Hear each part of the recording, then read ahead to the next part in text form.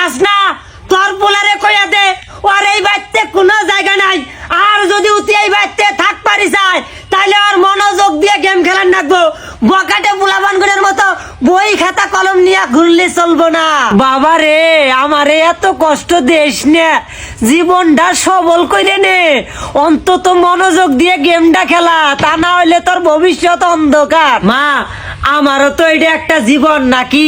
তোমরা চাও আমি সারা দিন ঘরে বয়ে বয়ে গেম খেলাই, কিন্তু আমি যদি মাঝে মাঝে দিলু বই পড়ার মতো আনন্দের কাম না করি, যদি দিলু মনটা ফ্রেশ না রাখি, তাহলে কি গেমে মনোযোগ দিবার পামু? তোমরাই কও। তোরে তো কওয়া হয় নাই যে তুই আনন্দ ফুর্তি করিস না, তুই প্রেম কর, তুই আমার কাছে বেশি বেশি টেহা নিয়ে টুরে যা।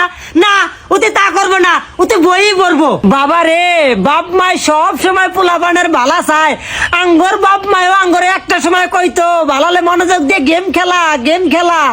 আমরা বাপ মায়ের কথা শুনি নেই, দেখ এখন আমরা ছোট একটা পোলাপানের হাতেও কাস্টমে পাই না।